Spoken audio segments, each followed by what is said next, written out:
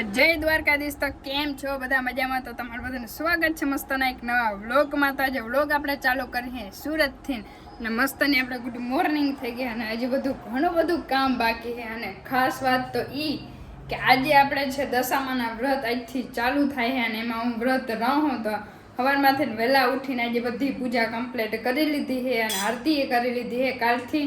એટલે સાંજેથી તમને કન્ટિન્યુ બધા વ્લોગમાં આરતી ને બધું કન્ટિન્યુ જે પ્રોસેસ દેખાડીશ બધી.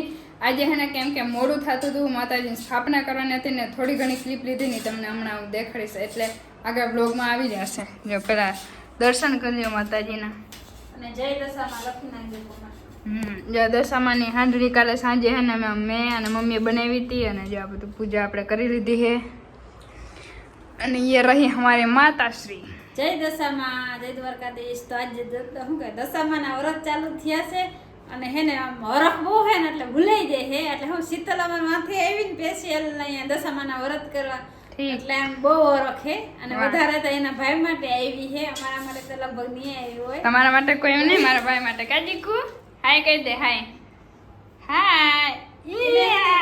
દશામાના વ્રત માતાજીને હે ને બહુ આમ હરખ થાય હે. તે શીતલ કે આજ ખરે કે મારે કે વાવમાં કઈ કામ નથી ને આજ કે નહીં આવું કે હા સુરત ને તો ગામડે રહે કે વડીમાં દાદા ને એને મજા આવે. પણ હે ને દેવરાજ ને બહુ વ્રત પછી ગણપતિ બાપાનું ને વધારે એવું બહુ શોખ ને આરતી કરવાનો ને એટલે મજા આવે મારા ભાઈને. કાજીકુ અને એ અત્યારે મેં હવાના પૌવા ખાઈ છે. આપણે તો 10 દિવસ સુધી ફરાર જ કરવાનો છે. દેવરાજ ખુશ ને તો અમે બધાય ખુશ. કા દેવરાજ ગણપતિ બાપા મોર્યા. જય દશામાં. દશામાન સ્થાપના કરી લીધી ને હવે એમ કે છે કે હવે કે ગણપતિ ને કે દી આવી. સારું હાલો તો વિડીયોમાં તમે કન્ટિન્યુ રહેજો. 10 દિવસ સુધી આપણે ફરાર કરવાનો છે વ્રત છે. મમ્મીને આજે છે વ્રત કે શું કહેવાય દિવાસો છે મમ્મીને આજે એક દિવસ માટે રાતે જાગરણ છે પાછું. એટલે હવે જો પપ્પા તો ઘરે છે ને શીતલ જગાવે મને ને તો હું એને દશામાં છેલ્લે વ્રતમાં જગાવે ના કરી જગા આતી કઈ વાંધો ને. બીજું હું જગે ફોન ને બેસી જાઉં એટલે આખી રાત જમવાનું બની ગયું ને. અહીંયા મારો ભાઈ અને મમ્મી છાશ કરે. વાહ કર દેવલા. દેવરાજને છાશ કરવાની મજા. ધોયરું દેવલા.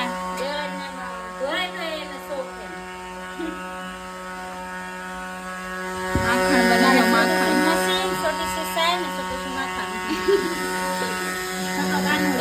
જો આ ધોરી નાખી એક કેટલી છાશ માની. એક કાનુડા તું ધોરી નાખી છાશ. કાનુડા એક કાનુડા આમ જો હઈ ને જો અહીં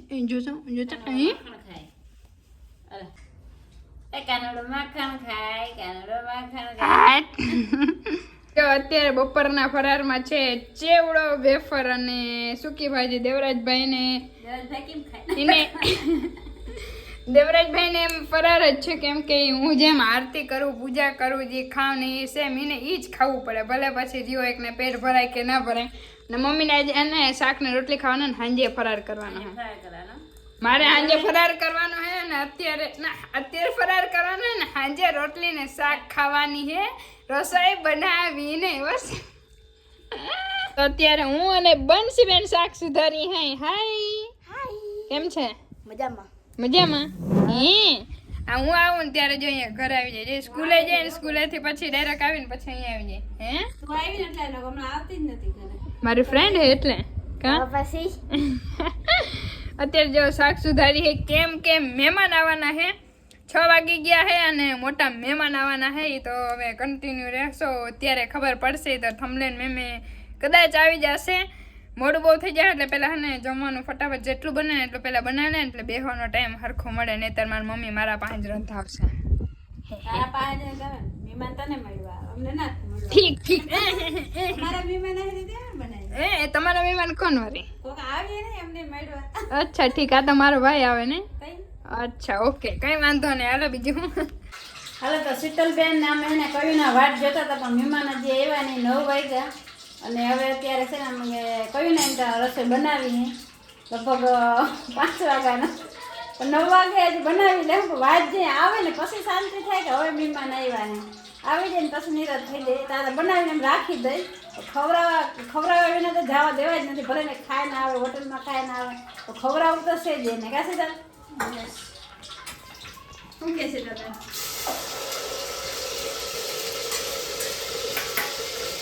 બનાવી છે.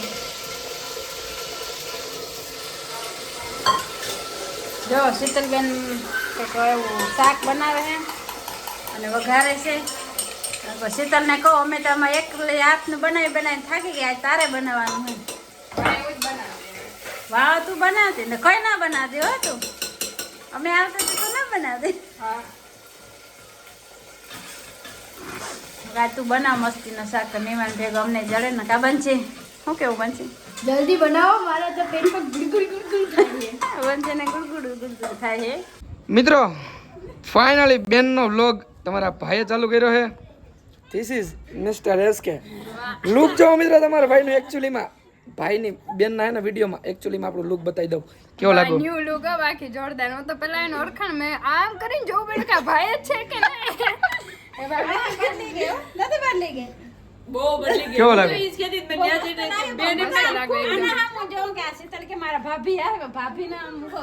નહીં, look એનો same જ છે, પણ ભાઈ એનું નતું મારું કરાવતા હતા, એનું કઈ નતું. 3 કલાક ઈ મારા હાટું. શું કે ભાભીને? ના ના દર વખતે ઈ લાભ લઈ જાય. આજ ખરાબ તમારા ભાઈએ લાભ લઈ લીધો. સરસ. મિત્રો મસ્ત મજાના બેનના ઘરે જમવા બેસી ગયા ને જમી લીધું ને ત્યારે યાદ આવ્યું બેનનો બ્લોગ ચાલુ છે. બોલો ભૂલાઈ ગયું વાત. ભૂલાઈ ગયું. એમાં એવું કે બેન આજ હવારની ભૂખી છે અને ઈ યાદ દેવરાયું આપણા દેવાભાઈ. બરાબર ને ભાઈ? આજ ભૂલી ગઈ હતી ને કે કેમ હવે ભૂલી ના જતી. એટલે બુદ્ધિ વગરની હે કે તો. એમ ના કહેવાય. એમ કહેવાય ભાઈ? એમ ના કહેવાય. એમ ના કહેવાય. એમ ના કહેવાય. એમ કહેવાય ભાઈ? બેન હે આપણી. વિડીયો ઉતારવાનું ભૂલી ગઈ હતી ને બેન. હવે એની બીજી વાર ધ્યાન રાખજે, કહી દે. Okay okay. તો ભાઈ જાવું હવે. હવે જાય ને. વાહ. મને આમ હરખે વાડ નો બીજું કઈ નથી. અને કાલે સવારમાંથી ઉઠી અને સ્ટોરી સ્ટેટસ માં લગાડી લે ને તઈ આમ થોડું કરું થાય ને એ બધે. પણ માર મોટ બ્લોગ ના મૂકી દેતી હો. ના તમારે મારે જ મૂકવું પડે. મૂકી દેજે હાલ બસ. વાંધો હાલો, નહીં નીકળીએ. ને? વાંધો નહીં ભાઈ. ભાભી ને રાખો ભાઈ. એ ભાઈ ભાભી ને રહેવા દો. વૈદ્ય ના રોકાઈ. હે? રહી ના હાકી. દેવા ભાઈ ગયા. પાછા આ બધા જ્યોતિર્લિંગ ના દર્શન કરીને પાછા.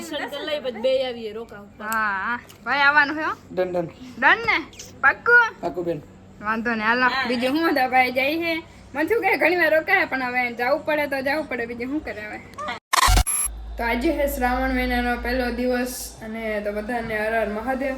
ને અત્યારે સવારમાં આપણે જો હોય ને પૂજાનું કરવાનું હોય આરતીને એટલે બધું રેડી કમ્પ્લીટ કરી દીધું હોય ને જય દશામાં મમ્મી જય શંકર ભગવાન, જય ભોળાનાથ, જય દશામાં. હવે એ જ નામ લેવાનું આપણે. આજથી શ્રાવણ મહિના શરૂ થયો છે એટલે હર હર મહાદેવ. એટલે હર હર મહાદેવ. અને બધા કોમેન્ટમાં લખી નાખજો હર હર મહાદેવ. આજે હે ને જાવું તું મારે મહાદેવના દર્શન. એમ બાજુમાં જ મંદિર છે પણ ઉઠવા મોડું થઈ ગયું કેમ કે રાતે તબિયત થોડીક આમ તેમ થઈ ગઈ હતી એટલે આખી રાત જાગરણ થયું હતું આપણે. હા એટલે હે ને 80 વાળી બસમાં આવી છે ને તી જરાક શરદી ને એવું થઈ ગયું છે અને રાત આખી તો જાગી પણ મને જગાડી. મારે જાગરણ તો હતું પણ એની જગાડી એટલે જાગરણ થઈ ગયું હે ને થોડુંક વધારે તબિયત જરાક બગડી ગઈ હતી ને અત્યારે સારું કે માથું દુખે છે એકદમનું પણ કઈ વાંધો નહીં આપણે આરતીને કરી લઈએ. થોડુંક મોડું થઈ ગયું પણ ભગવાન માફ કરે કાને.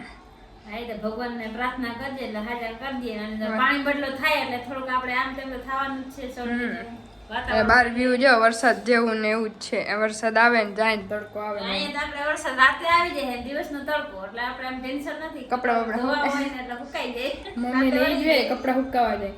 સારું હાલો તો વ્લોગમાં કન્ટિન્યુ રહેજો.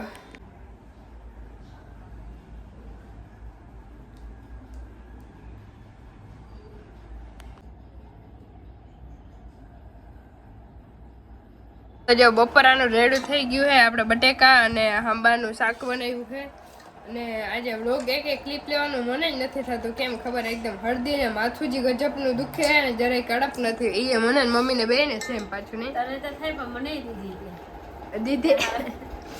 એવું મારો ભાઈ ખાય છે. અને આમ હડપ જ નથી જરા. એમ થાય ખાધા વગર સુઈ જાય. ખાઈને તરત છે ને હુઈ જાય કેમ કે કંઈક માથું થોડું છે ને ઓછું થાય ને હળદી થાય ને એટલે મને એવું જ થાય કે ગમે જ નહીં. હળદી એક તાવ આવી જાય ને એના કરતાં એ સારું પણ શરદી થાય ને જરાય પસંદ જ નથી. તાવ આવે ને એ હારો.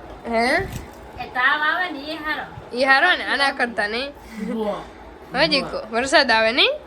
સારું હાલો ફટાફટ આપણે ફરાર કરી લઈએ ને મમ્મી ને એને શાક ને રોટલી ખાવાનું.